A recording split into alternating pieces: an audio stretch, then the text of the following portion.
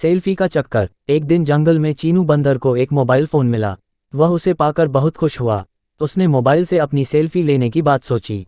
उसने नाक व मुंह टेढ़ा करते हुए अपनी कई सेल्फी लीं। फिर उसने अपने दोस्तों को दिखाईं। सबने उसकी सेल्फी की खूब प्रशंसा की। चीनू का उत्साह और बढ़ गया। अब वह हर रोज जंगल के अलग अलग स्थानों पर निकल जाता और नए नए अंदाज में सेल्फी लेने का प्रयास करता।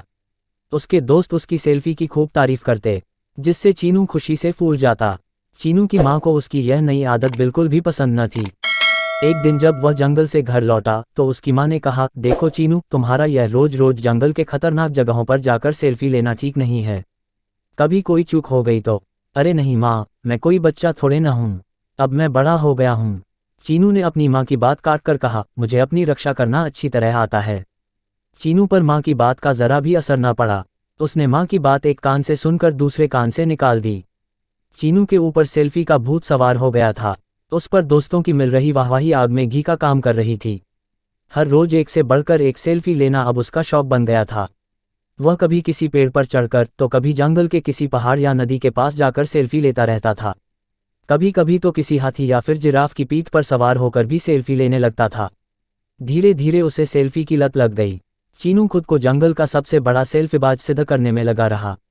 एक दिन चीनू ने जंगल के सबसे बड़े पेड़ की सबसे ऊंची डाल पर चढ़कर सेल्फी लेने का प्लान किया। पेड़ की उस डाल से सारा जंगल चारों ओर दूर दूर तक दिखाई देता था। चीनू इस अनोखे दृश्य के साथ अपनी सेल्फी में लेने के लिए पेड़ पर चढ़ गया।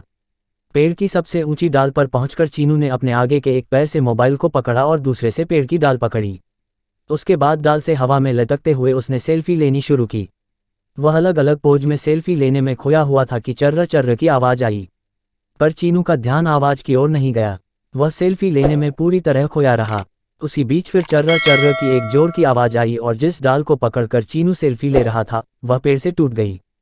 चीनू पेड़ की डाल पकड़े हुए अन्य डालों से टकराता हुआ ऊपर से नीचे धम से जमीन पर आ गिरा।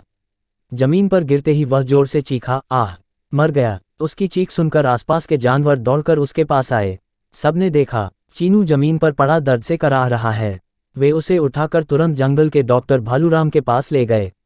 भालूराम ने चीनू का निरीक्षण कर बताया कि उसे गहरी चोट लगी है और उसके आगे व पीछे के पैरों में फ्रैक्चर हो गया है।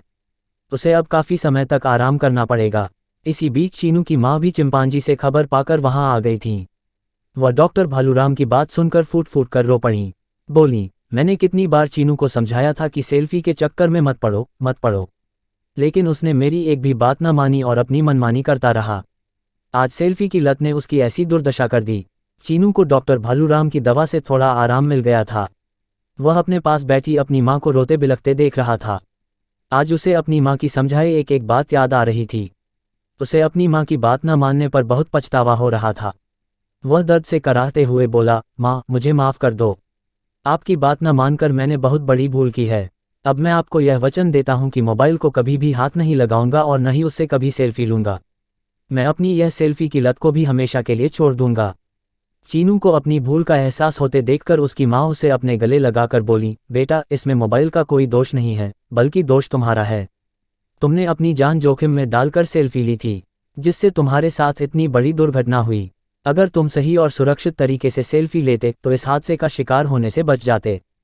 चीनू ने माँ की बात को गांठ बांध लिया, साथ ही सेल्फी की लत को भी छोड़ देने का संकल्प कर लिया। चीनू के पास खड़े उसके सभी दोस्तों ने भी इस घटना से सबक लेकर अब कभी भी अपनी जान जोखिम में डालकर सेल्फी न लेने का फैसला कर लिया।